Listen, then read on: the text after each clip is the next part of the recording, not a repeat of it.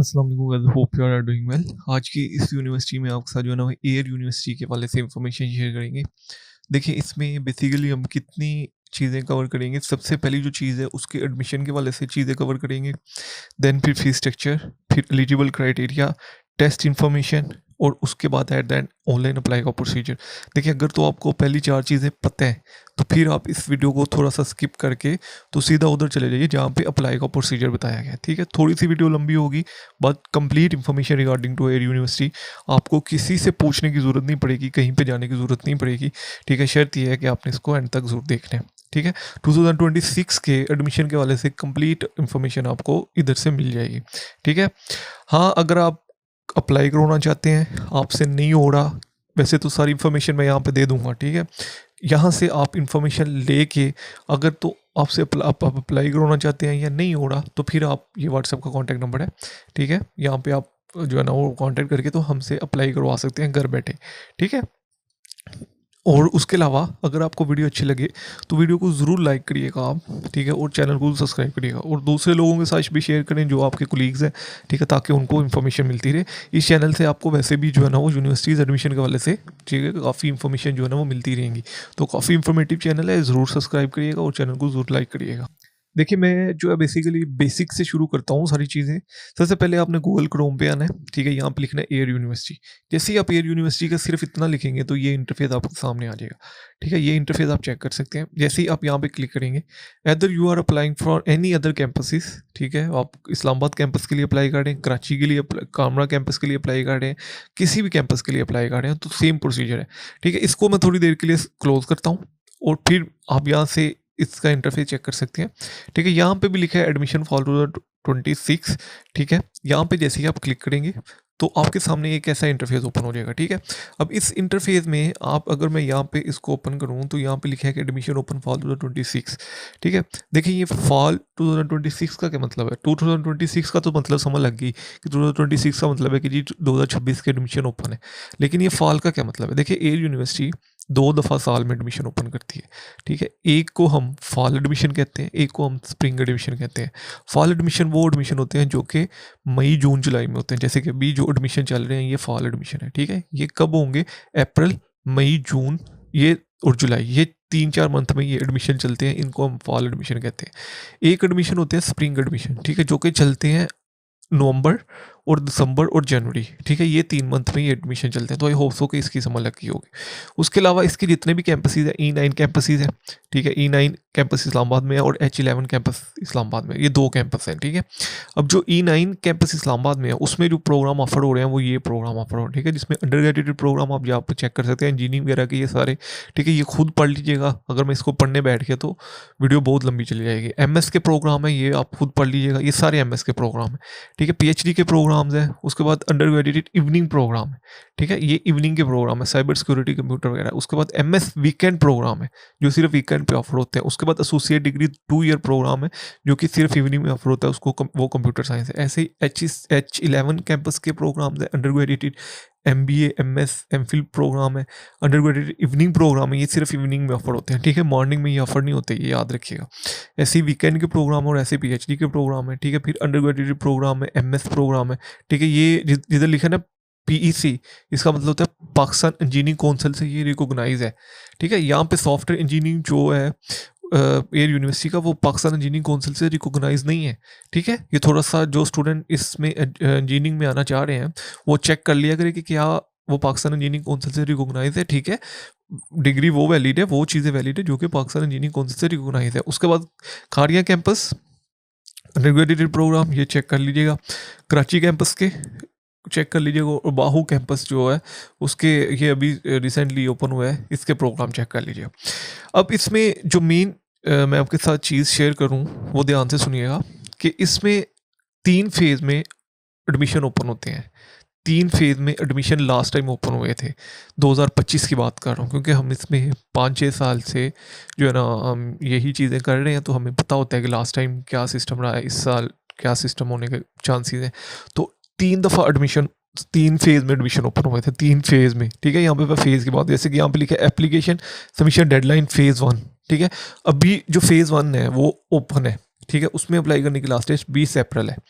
जैसे ही ये अब टेस्ट है, ठीक है? इसमें जो फॉर प्रोसेसिंग फ़ी है वो 2,500 है, यानी कि 2500 रुपया जो है ना वो फ़ीस है, ठीक है? इसमें मैं फ़ेस के वाले से थोड़ा-सा अगर आपको गाइडेंस के लिए मतलब प्रीवियस ईयर का शेड्यूल दिखा दूँ, ठीक है? ये अभी 2026 का शेड्यूल अपडेट नहीं हुआ ना एयर यूनिवर्सिटी की वजह से, ये प्रीवियस ईयर का। देखिए यहाँ पे फ़ेज़ 2 भी ओपन हुआ था, जो कि जिसकी लास्ट डेट 15 जुलाई थी। फ़ेज़ 2 एमएस के लिए भी ओपन हुआ था। लास्ट टाइम बेसिकली क्या हुआ था, अगर मैं थोड़ा-सा आपको रिवाइज़ करता जाऊँ लास्ट टाइम ये हुआ था कि फ़ेज़ 1 ऐसे ही मार्च अप्रैल में हुआ था, ठीक है? अब ये बेसिकली फ़ेज़ 1 होता गया है। ये एक अंडरग्रेजुएट प्रोग्राम के लिए टेस्ट होता है, जिसको हम कहते हैं सीबीटी टेस्ट, ठीक है? सीबीटीएस टेस्ट, ठीक है? ये टेस्ट होता है, इस टेस्ट के बगैर आप एयर यूनिवर्सिटी में एडमिशन नहीं ले सकते, ठीक है? ये टेस्ट होता है और इसी टेस्ट की बेस पे आपका एयर यूनिवर्सिटी में एडमिशन होता है। इसमें बेसिकली प्रोसीजर क्या होता है कि जब फेज़ 1 का टेस्ट होता है ना, तो उसकी बेस पे एडमिशन होते हैं। फिर फेज़ 2 का जो है ना वो शेड्यूल आ जाता है और फेज़ 2 की बेस पे भी एडमिशन होते हैं। एक्चुअली जो है वो यूनिवर्सिटी 2 फेज़ के टेस्ट और 2 फेज़ के एडमिशन ओपन करती है, ठीक है? लास्ट फेज़ जो लास्ट टाइम था वो 15 जुलाई था। लेकिन फिर क्या हुआ कि कुछ ऐसी सीट्स थी जो कि एयर यूनिवर्सिटी की फिल नहीं थी हुई। फॉर एग्जांपल मैं कह देता हूँ कि जी बीएस बायो इन्फॉर्मेटिक की जो है ना वो सीट्स फिल नहीं थी हुई, क्योंकि एक क्राइटेरिया होता है हर यूनिवर्सिटी का कि फॉर एग्जांपल एक यूनिवर्सिटी ने 100 स्टूडेंट्स रखने हैं, तो 100 में से जो 50 स्टूडेंट्स हैं ना, ठीक है, अगर वो फिल हो चुकी हैं फेज़ 1 में, ठीक है, फेज़ 2 में जो है ना वो 40 स्टूडेंट आ गए हैं, लेकिन 10 स्टूडेंट रह गए हैं, ठीक है, क्योंकि हर यूनिवर्सिटी ने एक क्राइटेरिया सेट किया होता है कि जी हम अगर बायो इन्फॉर्मेटिक्स में एडमिशन करेंगे तो 71% से नीचे की एडमिशन नहीं करेंगे। तो 71% जिधर क्लोज हो जाता है ना, ठीक है, यूनिवर्सिटी उधर एडमिशन स्टॉप कर देती है, ठीक है? फिर अगले फेज़ में आपको सेपरेटली अप्लाई करना पड़ता है, ठीक है? इसमें ये है कि अगर आपका फेज़ 1 में एडमिशन नहीं हुआ तो आप फेज़ 2 में फिर से अप्लाई कर सकते हैं, ठीक है? लास्ट टाइम क्या हुआ था कि लास्ट टाइम जो स्टूडेंट्स जिन डिग्रीज प्रोग्राम में स्टूडेंट्स के मेरिट कम था और वो एडमिशन नहीं थे ले पाए, तो यूनिवर्सिटी ने फेज़ 3 भी ओपन किया था, लेकिन जो फेज़ 3 था वो सारे प्रोग्राम्स के लिए नहीं था, ठीक है? इसलिए अगर आपने एयर यूनिवर्सिटी में अप्लाई करना है तो कोशिश करें कि फेज़ 1 और फेज़ 2 में अप्लाई करें, ठीक है?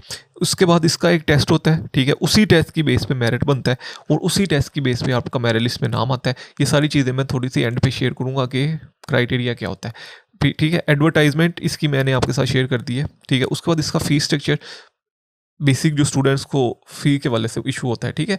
ये फ़ी स्ट्रक्चर आप देख सकते हैं, ठीक है? ये बेसिकली फ़ी है।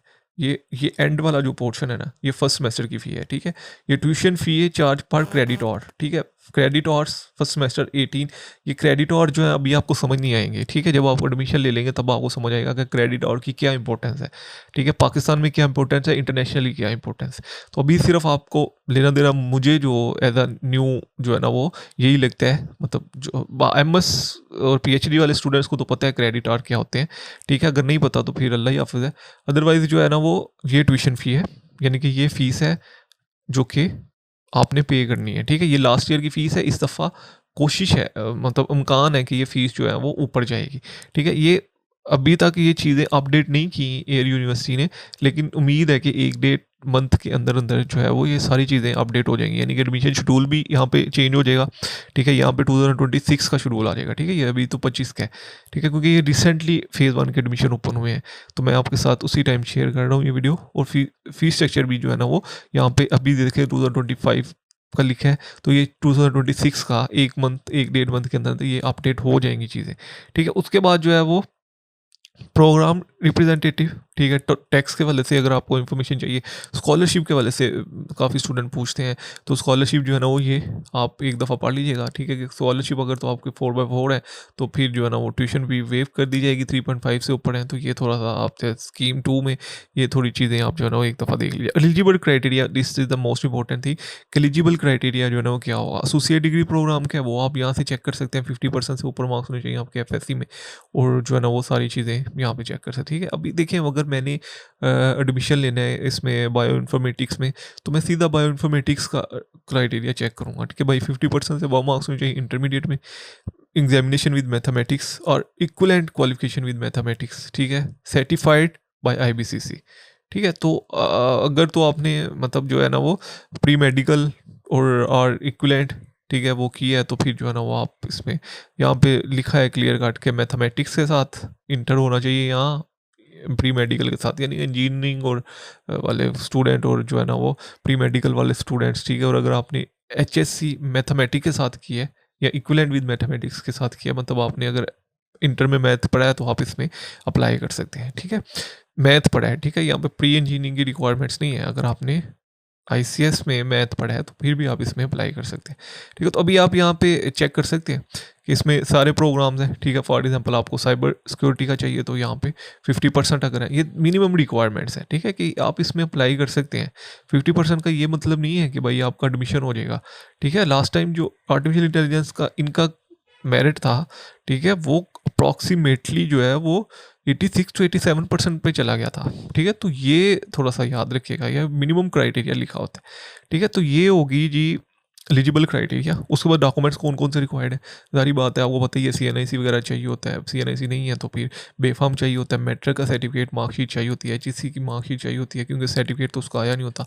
अगर तो आपने जो है ना वो O लेवल A लेवल किया है तो फिर इक्विवेलेंट सर्टिफिकेट चाहिए होती है। 3 फ्रेश पासपोर्ट साइज पिक्चर चाहिए होती है, CNIC चाहिए होती है और डोमिसाइल वगैरह आपके पास होना चाहिए, ठीक है। अब ये हो गया कि रिक्वायर्ड डॉक्यूमेंट। हो टू अप्लाई का प्रोसीजर वो मैं भी आपको बता दूँ। प्रिपरेशन फॉर एडमिशन टेस्ट, ये आपने एडमिशन टेस्ट के लिए जो प्रिपरेशन करनी है, ठीक है। अब यहाँ पे सारी चीज़ें लिखी हैं कि फिजिक्स में से 10%, ठीक है, केमिस्ट्री में से, मैथमेटिक्स में से, और ये जो है ना वो यहाँ पे लिखा है इंग्लिश कितनी होगी, एनालिटिकल क्वांटिटेटिव रीजनिंग फिजिक्स के कितने होंगे, ये सारे टोटल 100 मार्क्स, ठीक है। ऐसे ही प्री मेडिकल ग्रुप्स के लिए लिखा है, ऐसे ही जो है ना वो आर्ट्स ग्रुप्स के लिए लिखा है। तो ये सारी चीज़ें ऑलरेडी इधर अवेलेबल होती हैं, ठीक है। लेट एडमिशन के वाले से यहाँ पे जो है ना चीज़ें लिखी हैं, ठीक है। और उसके बाद जो है ना यहाँ पे ट्रांसफ़र और फ्रीक्वेंटली आस्क्ड क्वेश्चन, ठीक है। ये सारी चीज़ें हमने डिस्कस कर ली। अब हम आते हैं अपने मेन पॉइंट की तरफ कि इसमें घर बैठे आप कैसे अप्लाई कर सकते हैं।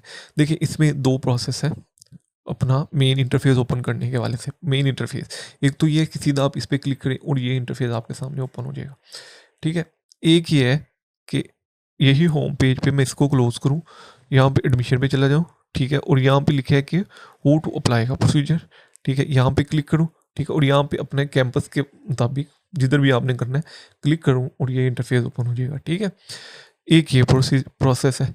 तो ये दोनों में से आप कोई सा भी डाउट करें, देखें दोनों इंटरफेस सेम है, कोई सा भी डाउट करके तो आप इधर आ सकते हैं। अब बेसिकली इसमें अप्लाई के वाले से मतलब कैसे आपने अप्लाई करना है। देखिए जो तो स्टूडेंट फर्स्ट टाइम अप्लाई कर रहे हैं, मतलब जिन स्टूडेंट ने अभी देखिए, क्योंकि मैं फ़ेज़ 1 का बना रहा हूँ, तो फ़ेज़ 1 के लिए ये है कि आपने न्यू रजिस्ट्रेशन करनी है, ठीक है, और इसको अप्लाई करना है। जैसे कि यहाँ पे सबसे पहली जो चीज़ लिखी है कि एप्लीकेंट नेशनलिटी, तो मैं जो है वो पाकिस्तानी नेशनल हूँ, ठीक है। तो मेरी नेशनलिटी यहाँ पे पाकिस्तानी आ जाएगी।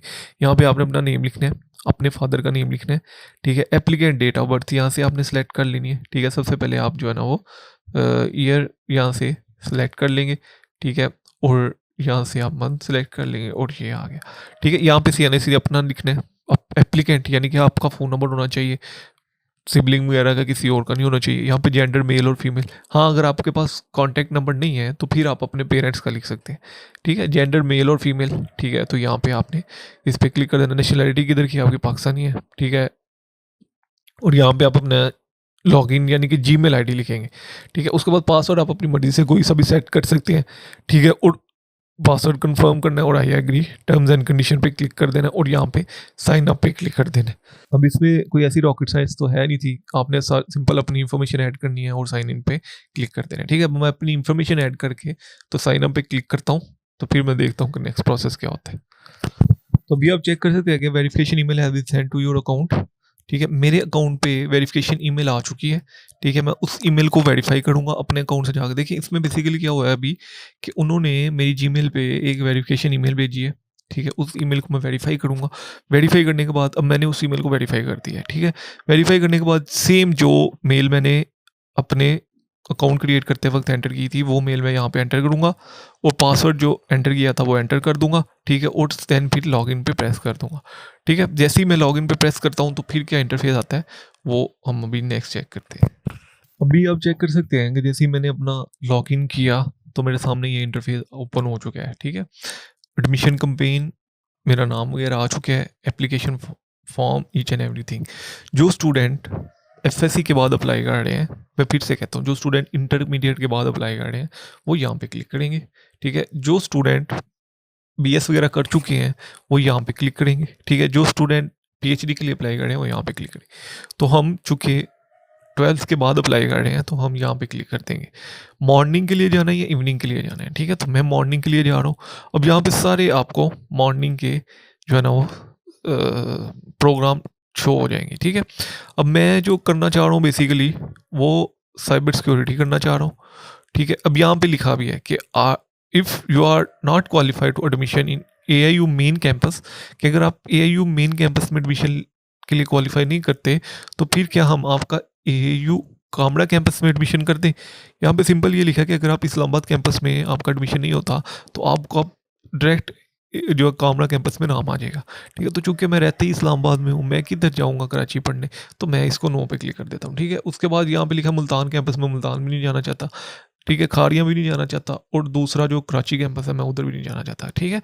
तो ये दोनों तो मैं नो पे क्लिक कर दिए। ये पहली मेरी प्रेफरेंस थी, ठीक है। सेकंड प्रेफरेंस में मैं क्या रखूँगा, सेकंड प्रेफरेंस में जो मैं रखूँगा वो कंप्यूटर साइंस, ठीक है। और थर्ड प्रेफरेंस जो होगी मेरी वो बेसिकली होनी चाहिए इंटरनेशनल रिलेशन, ठीक है। तो ये मैंने 3 प्रेफरेंस जो है ना वो अपनी सेलेक्ट कर ली हैं, ठीक है। अब यहाँ पे क्राइटेरिया आ चुका है कि आपके 50% से कम मार्क्स होने चाहिए, ठीक है। तो अगर आपके 50, अब देखिए यहाँ पे लिखा है कि स्टूडेंट प्री मेडिकल के स्टूडेंट भी इसमें अप्लाई कर सकते हैं, ठीक है। साइबर सिक्योरिटी में पहले ये सिस्टम नहीं था, पहले ये था कि सिर्फ प्री इंजीनियरिंग के स्टूडेंट ही अप्लाई कर सकते हैं, लेकिन अभी ये है कि प्री मेडिकल के स्टूडेंट भी अप्लाई कर सकते हैं, लेकिन शर्त ये है कि उनको मैथमेटिक्स पढ़ाया जाएगा पहले 2 सेमेस्टर में, 6 क्रेडिट आवर उनके एक्स्ट्रा लगेंगे, ठीक है। ये क्रेडिट आवर मैं पहले भी बता चुका हूँ कि ये जो है ना जैसे ही आप एडमिशन लेंगे तो आपको पता चलेगा कि क्रेडिट आवर की कितनी इंपॉर्टेंस है, ठीक है। तो मैं इसे एग्री करता हूँ और मैं इसको सेव एंड नेक्स्ट पे क्लिक कर दूंगा, ठीक है। जैसे ही मैंने इसको सेव एंड नेक्स्ट पे क्लिक कर दिया, अब मेरे सामने ये इंटरफेस ओपन हो चुका है, ठीक है।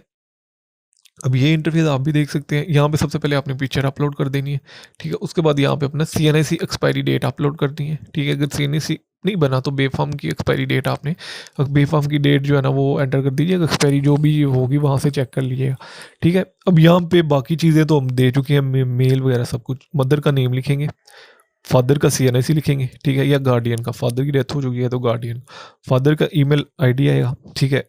एजुकेशन स्पॉन्सर कौन कर रहा है आपको, ठीक है। मोस्टली जो है ना वो फादर कर रहे होते हैं, ठीक है। अगर फादर नहीं है तो फिर गार्डियन नहीं कर रहे होते हैं, ठीक है।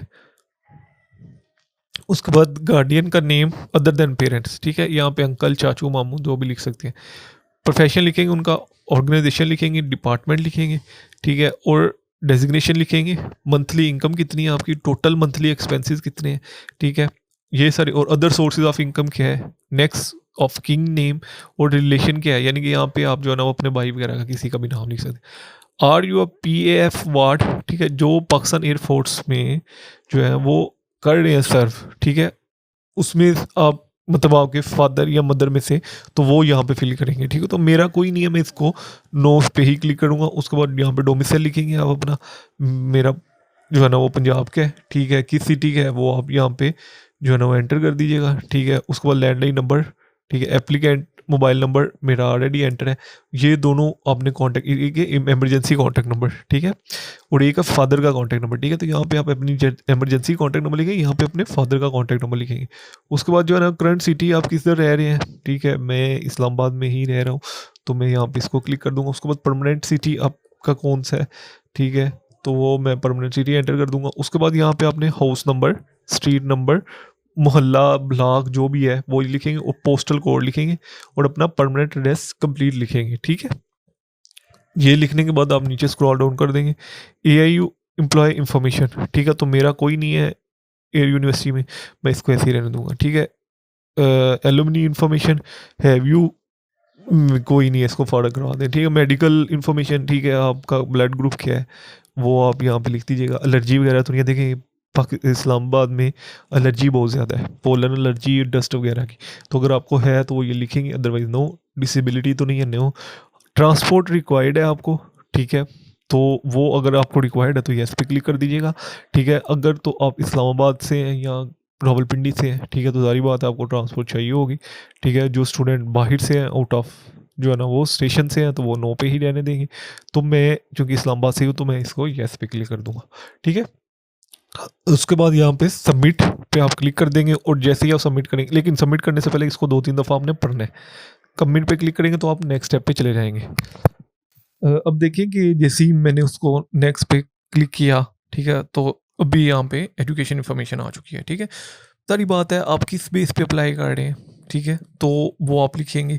अगर तो आपकी जो है ना वो बीएस के लिए अप्लाई कर रहे हैं, तो फिर सारी बात है आप जो है ना वो मैट्रिक, इंटर और बीएस की जो है ना वो इन्फॉर्मेशन लिखेंगे, ठीक है? हाँ, अगर आप जो है ना वो एमएस के लिए अप्लाई कर रहे हैं तो ये सारी इन्फॉर्मेशन आएगी। अगर आप एफएससी के बाद के लिए अप्लाई कर रहे हैं तो सारी बात है फिर मैट्रिक और जो है ना इंटर की इन्फॉर्मेशन आएगी, ठीक है? तो यहाँ पे सबसे पहले आपने अपना जो है ना वो एजुकेशन बोर्ड यहाँ पे क्लियर कट लिखा है, ठीक है? एजुकेशन बोर्ड जो है वो आपने ओपन कर देना है, ठीक है? डिग्री जो भी आपने की है, ठीक है, वो आपने यहाँ से लिखते नहीं है। मैट्रिक की है, ओ लेवल की है, जो भी की है, ठीक है? ओ लेवल की है या जो भी की है वो मैंने यहाँ पे लिख दी है, ठीक है? मेरा साइंस ही था। रोल नंबर लिखना है आपने, कॉलेज का नेम लिखना है, किस ईयर से किस ईयर तक की है, ठीक है? वो यहाँ से आपने सेलेक्ट कर लेना है, ठीक है? और यहाँ पे मैंने इसको सेलेक्ट कर लिया, ठीक है? ग्रेडिंग थी, परसेंटेज थी, जो भी है, ऑब्टेन मार्क्स इतने हैं, यहाँ पे लिखा है ऑब्टेन मार्क्स, ठीक है? तो वो आपने लिखने हैं टोटल मार्क्स, ये, ठीक है? तो जैसे ही आपने इसको लिखा तो उसके बाद आप यहाँ पे इसको सेव कर लीजिएगा। जैसे ही आप इसको सेव करेंगे तो ये आपकी सारी इन्फॉर्मेशन सेव हो चुकी होगी। अब यहाँ पे देख सकते हैं कि मेरी मैट्रिक इन्फॉर्मेशन सेव हो चुकी है। मैं इसको डिलीट भी कर सकता हूँ, ठीक है? अगर कोई गलत इन्फॉर्मेशन आपने फिल कर दी है या कुछ कर दिया है तो आप इसको डिलीट करके दोबारा भी कर सकते हैं, ठीक है? जैसे आपने मैट्रिक की है ऐसे ही आपने इंटरमीडिएट की भी करेंगे, ठीक है? यहाँ पे बोर्ड, जो भी आपका बोर्ड है, ठीक है? यहाँ पे डिग्री, ठीक है? और यहाँ पे जो है ना वो एफएससी, ठीक है? यहाँ पे प्री इंजीनियरिंग थी मेरी, ठीक है? रोल नंबर लिखेंगे, ठीक है? कॉलेज का नेम लिखेंगे और यहाँ पे रिजल्ट वेटिंग स्टूडेंट है, ठीक है? अगर तो रिजल्ट वेटिंग स्टूडेंट हो तो यस, ठीक है? देखिए यहाँ पे लिखा है कि applicant with partially result are required to submit an undertaking certificate in admission office at the time of document submission after selection.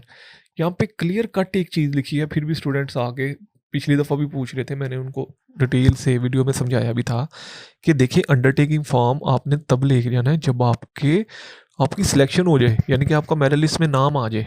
अगर तो मेरिट लिस्ट में नाम नहीं आया तो भाई फिर इस अंडरटेकिंग फॉर्म का कोई मकसद ही नहीं बनता, ठीक है? तो जब तक मेरिट लिस्ट में नाम नहीं आता आपने अंडरटेकिंग फॉर्म जो है वो यहाँ से नहीं लेके जाना, ठीक है? अब देखिए यहाँ तक क्लियर क्लियर कट लिखा है, थोड़ी सी बहुत इंग्लिश तो आपको पढ़नी आती होगी, एफएससी करके आए हैं तो ये पढ़ लीजिएगा एक दफ़ा। ईयर कौन सा शुरू होता है, ठीक है? 2025 से, और चूँकि जो है ना वो 2024 से और 2026, यानी कि अभी मैंने पार्ट 1 के एग्ज़ाम दिए हैं, पार्ट 2 के रिज़ल्ट एग्ज़ाम देने हैं, सारी बात है। तो उसके बाद रिज़ल्ट वेटिंग पे ही होगा, ठीक है? यहाँ पे जो है यहाँ पे लिखा है कि appear for HSC final exams, यानी कि मेरे पार्ट 1 का रिजल्ट आ चुका है, ठीक है? ऑब्टेन मार्क्स इतने हैं, पार्ट 1 में ऑब्टेन मार्क्स कितने हैं वो लिखने हैं आपने, ठीक है? तो यहाँ पे मैंने पार्ट 1 के ऑब्टेन मार्क्स लिख दिए और टोटल मार्क्स थे ये। अब यहाँ पे मैं पार्ट 1 का रिजल्ट अपलोड करूँगा, ठीक है? तो यहाँ पे मैंने पार्ट 1 का रिजल्ट अपलोड कर दिया और इसको मैं कर दूंगा सेव। तो अभी data has been successfully uploaded, ठीक है? ये अपलोड हो चुका है। अब यहाँ पे मैट्रिक और की इंफॉर्मेशन और एफएससी की एक बात हमेशा याद रखिएगा, इंफॉर्मेशन बहुत ध्यान से फिल करनी है, इसी की बेस पे मेरिट बनेगा। नेक्स्ट पे मैं अब क्लिक कर दूंगा, ठीक है? जैसे ही मैंने नेक्स्ट पे क्लिक किया तो ये इंटरफेस ओपन हो गया मेरे सामने, ठीक है? अब यहाँ पे लिखा है कि आई हैव पास नेट और GAT test and want to get admission is test exemption. अगर तो आपने नेट टेस्ट दिया हुआ है एनईटी, ठीक है, तो फिर तो आप इससे एग्जाम्शन ले सकते हैं कि भाई मैं टेस्ट नहीं देना चाहता, मुझे एग्जाम्शन चाहिए, मैंने ऑलरेडी जो है ना वो ये टेस्ट दिया हुआ है, एनटीएस दिया है, यूसेट दिया है या जो भी दिया है, ठीक है? तो अगर तो आपने एनटीएस दिया है तो आप फिर उसको सिलेक्ट करेंगे, ठीक है? एनटीएस किस में दिया आपने? मैंने इंजीनियरिंग में दिया है। ऑब्टेन मार्क्स लिखेंगे, टोटल मार्क्स लिखेंगे, रोल नंबर लिखेंगे, पासिंग ईयर लिखेंगे। वैलिड कब तक है, सारी बात है, एनटीएस टेस्ट 2 साल के लिए वैलिड होता है और उसके बाद स्कैन करके अपलोड करके तो इसको सेव कर देंगे। ये वो थे जिन स्टूडेंट ने कोई टेस्ट दिया हुआ है, ठीक है? चाहे आपने इनमें से कोई सा भी टेस्ट दिया है और आप उसकी बेस पे यूनिवर्सिटी में एडमिशन लेना चाहते हैं तो उसका जो है ना यहाँ पे एंटर कर सकते हैं। लेकिन अगर आपने कोई टेस्ट नहीं दिया और आप चाहते हैं कि आप एयर यूनिवर्सिटी का ही टेस्ट दें तो फिर Air University test is mandatory for such candidate, ठीक है? तो फिर आप यहाँ से टेस्ट सेंटर सेलेक्ट करेंगे, यहाँ पे सिर्फ इस्लामाबाद सेंटर ही है, यहाँ पे आप देख सकते हैं। मैं इसको करके तो सेव कर देता हूँ, ठीक है? Successfully saved. उसके बाद do you want to apply for financial aid, यानी कि अगर आप फाइनेंशियल एड के लिए अप्लाई करना चाहते हैं तो फिर आप यहाँ पे यस पे क्लिक करेंगे। ठीक है, अब यहाँ पे क्या होगा कि फाइनेंशियल एड का मतलब ये होता है कि अगर आप कोई फाइनेंशियल सपोर्ट के लिए अप्लाई करना चाहते हैं यूनिवर्सिटी से, तो फिर आप यहाँ पे सिलेक्ट करेंगे। ठीक है, मतलब फ़ी नहीं पे कर सकते, कुछ ऐसे जो है ना वो मजबूरी है कि पढ़ना चाह रहे हैं लेकिन फ़ीस नहीं पे कर, तो ये फैसिलिटीज़ भी एयर यूनिवर्सिटी देती है। ठीक है, तो येस पे अप्लाई करने के बाद आप यहाँ पे इसको जो है ना वो सबमिशन पेज और सेव पे क्लिक कर देंगे। ठीक है, लेकिन जो स्टूडेंट नहीं करना चाह रहे, जैसे कि मैं नहीं करना चाह रहा, तो मैं इसको सेव पे क्लिक कर दूंगा। ठीक है, और यहाँ पे लिखा है कि do you want to apply for financial aid. ठीक है, I have fill the financial concern. ठीक है, तो फिर वो आपने यहाँ पे इसको फिल कर देना है। अगर तो आप इसमें फाइनेंशियल एड लेना चाहते हैं, यानी कि स्कॉलरशिप वगैरह लेना चाहते हैं, मैं नहीं लेना चाहता तो मैं इसको ऐसे ही कर दूंगा। अब यहाँ पे क्लियर कट चीज़ें आ चुकी हैं, कंप्लीट कंप्लीट कंप्लीट। जब तक ये सारे स्टेटस कंप्लीट नहीं होंगे, ठीक है, तब तक आपकी एप्लीकेशन जो है वो इनकम्प्लीट कंसीडर की जाएगी। ठीक है, तो ये सारे स्टेटस जब तक कंप्लीट नहीं होंगे तब तक आपने इसको आगे नहीं करने देना। ठीक है, अपनी चेक करते रहना इन्फॉर्मेशन। और मैं आपको एक बात बता दूँ, जो चीज़ आपने गलत ऐड कर दी, ठीक है, वो चीज़ बाद में चेंज नहीं होगी। इस वजह से सोच समझ के कोशिश करें कि बहुत ध्यान से फिल करें। उसके बाद आई डिक्लेयर कि मैं फर्म कर रहा हूँ भाई कि मेरी सारी इन्फॉर्मेशन करेक्ट है। सबमिट पे मैं क्लिक कर देता हूँ और मैंने इसको यहाँ पे लिखा आ चुका है कि सक्सेसफुली सबमिट। अब यहाँ पे सबमिट आ चुका है। ठीक है, यहाँ पे आपका चलान आ जाएगा, ये देख सकते हैं प्रिंट चलान। ठीक है, अब ये चलान आ चुका है। ठीक है, 2500 का। इसको जमा कैसे करना है, यहाँ पे ऊपर लिखा हुआ है। ठीक है, कि आप इसको जो है ना वो हबीब बैंक की किसी भी ब्रांच में जमा करवा सकते हैं। ठीक है, या फिर ऑनलाइन पेमेंट के थ्रू एक वन बिल बी से भी, वन बिल टॉप, यानी कि आप इसको इजी पैसा से भी जमा करवा सकते हैं। ठीक है, तो दो ऑप्शन होते हैं, आप बैंक भी चले जाएँ, इजी पैसा भी चले जाएँ। ठीक है, अब मैंने फ़ी जमा करा दी। ठीक है, तो नेक्स्ट प्रोसेस क्या होगा कि मैं सबमिट करूँगा चलान को। ठीक है, अब यहाँ पे सबमिशन चलान, अब बैंक से कराई है या वन बिल टॉप से कराई, यानी कि इजी पैसा से करवाई है, तो फिर वो आप यहाँ पे इस क्लिक करेंगे। अगर तो बैंक से करवाई है तो यहाँ पे क्लिक करेंगे। ठीक है, तो मैंने इजी पैसा से करवाई है, मैं one bill top up ID लिखूंगा यहाँ पे। ठीक है, और चलान सबमिशन डेट आज की ही डाल दूंगा और यहाँ पे इसको सबमिट अपडेट पे क्लिक कर दूंगा। ये देखिए, जैसे ही अपडेट किया, challan form has been successfully updated. ठीक है, ओके पे क्लिक कर दिया, चलान सारा अपडेट हो गया, सबमिशन आ गया, each and everything is updated. मेरा यहाँ तक जो है ना वो इन्फॉर्मेशन फिल हो चुकी है। ठीक है, अब ये क्या है, complete information regarding to Air University. इसके नेक्स्ट का प्रोसेस होगा, इसके नेक्स्ट प्रोसेस ये होगा कि जैसे ही अब देखें, जो टेस्ट की डेट आती है ना, वो आती है जब लास्ट डेट के बाद। अब देखिए, इसमें अप्लाई करने की लास्ट डेट क्या थी, 20 अप्रैल। अगर हम इधर से चेक करें तो अभी हम इसमें चेक करें तो यहाँ पे क्या लिखा है, 20 अप्रैल। जो टेस्ट डेट आएगी मेरी, वो 20 अप्रैल के बाद आएगी। ठीक है, और जब 20 अप्रैल के बाद जैसे ही मेरे टेस्ट की स्लिप आएगी, तो यहाँ पे खुद ब खुद ऑप्शन शो हो जाएगा कि भाई आपकी टेस्ट की स्लिप आ चुकी है, आप उस टेस्ट की स्लिप को डाउनलोड करें। ठीक है, फिर मैं उस स्लिप को डाउनलोड करूँगा, जो उसके ऊपर सारा चीज़ लिखी होगी, वेन्यू लिखा होगा भाई, जो है ना वो फॉर एग्जाम्पल मैं कह देता हूँ 26 अप्रैल को मेरा टेस्ट है, 26 अप्रैल को लिखा होगा कि आपने 10 बजे आना है या 11 बजे आना है। ठीक है, वो थोड़ा सा पढ़ लीजिएगा, सारी बात है, एफएससी के स्टूडेंट है, इतना तो पढ़ ही लेंगे, तो वो पढ़ लीजिएगा एक दफ़ा। ठीक है, उसके बाद आपने टेस्ट सेंटर चले जाना है, जहाँ के टेस्ट देना है। टेस्ट देने के बाद जो है वो आपका फिर मेरिट लिस्ट में नाम आता है। अगर तो आपका मेरिट बनता हुआ तो आपका लिस्ट में नाम आएगा, वो चेक कर लीजिएगा आप। ठीक है, अगर मेरिट नहीं बनता हुआ तो फिर आपका लिस्ट में नाम नहीं आएगा। ये 2026 का एयर यूनिवर्सिटी में अप्लाई करने का कंप्लीट प्रोसीजर है, जो कि मैंने आपके साथ शेयर कर दिया है। कोई भी क्वेश्चन हो कमेंट से पूछ सकते हैं। अगर हमसे अप्लाई करवाना चाहते हैं तो मैंने आपको शुरू में नंबर दिया हुआ था। ठीक है, इंशाल्लाह इसी चैनल पे आपको दूसरी यूनिवर्सिटीज़ के हवाले से भी कंप्लीट इन्फॉर्मेशन मिलेगी। तो अगर तो आप इन्फॉर्मेशन लेना चाहते हैं तो इस चैनल को सब्सक्राइब करिएगा। वीडियो ज़रूर अच्छी लगी होगी आपको, ज़रूर लाइक करिएगा, चैनल सब्सक्राइब करिएगा, दुआओं में याद रखिएगा, कमेंट्स ज़रूर करिएगा कि वीडियो आपको कैसी लगी है। ठीक है, ज़रूर कमेंट्स करिएगा। अल्लाह हाफिज़।